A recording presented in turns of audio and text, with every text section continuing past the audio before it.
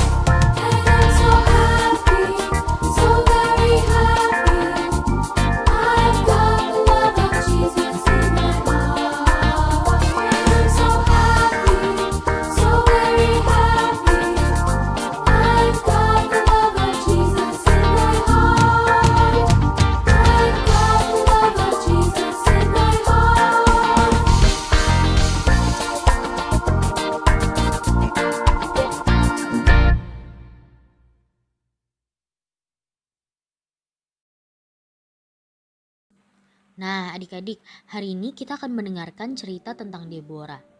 Siapa sih Deborah itu? Ada yang tahu nggak? Deborah adalah seorang hakim perempuan di Israel.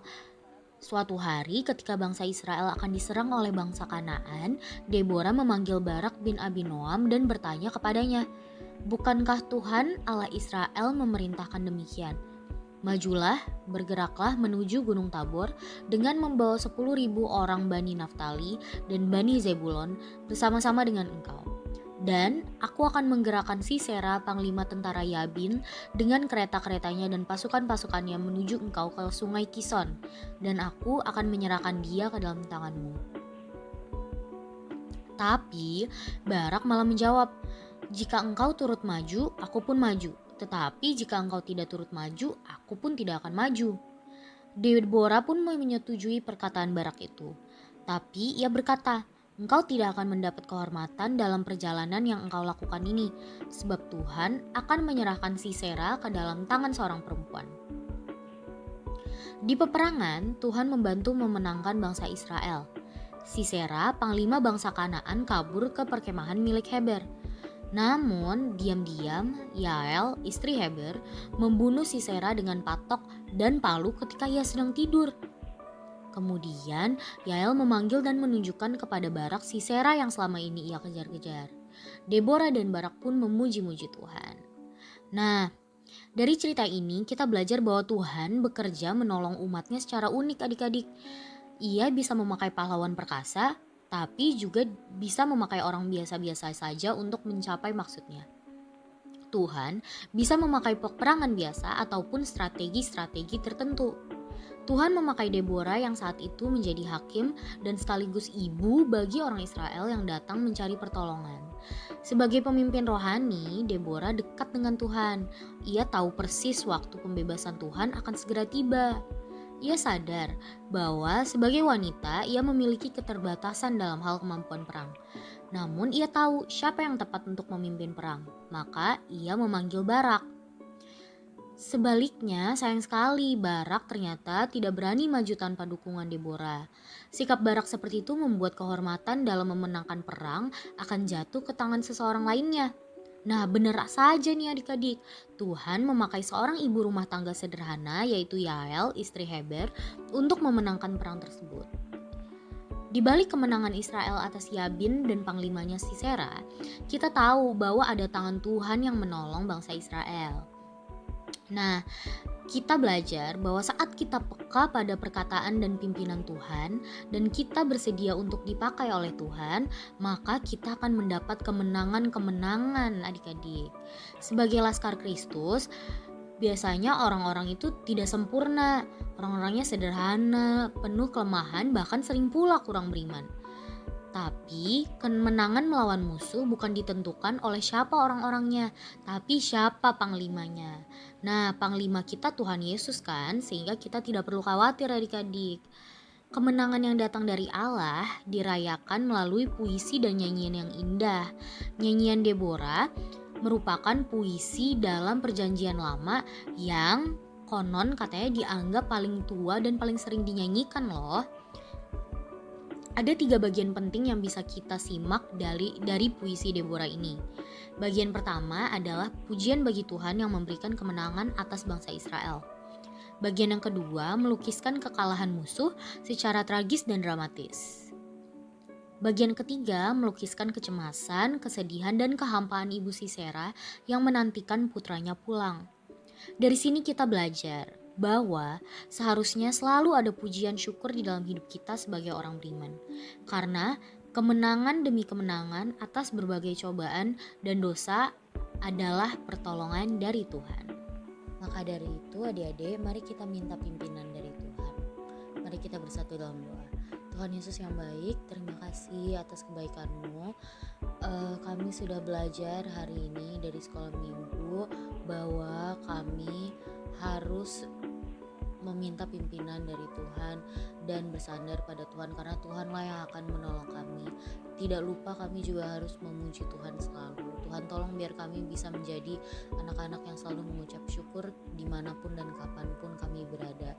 Terima kasih Tuhan Yesus, berkatilah kegiatan kami setelah ini, sepanjang minggu ini. Dalam nama Tuhan Yesus kami berdoa. Amin.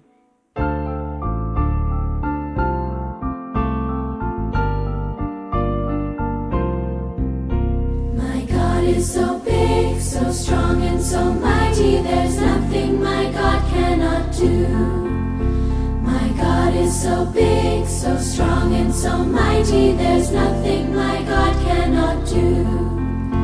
He made the trees, He made the seas, He made the elephants too.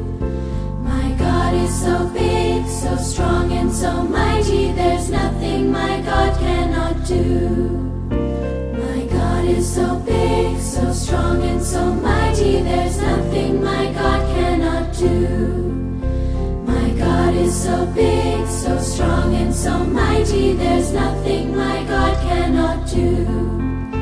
The mountains are His, the rivers are His, the stars are His handiwork too. My God is so big, so strong and so mighty, there's nothing my God cannot do. There's nothing my God cannot do. There's nothing my God cannot do. For you!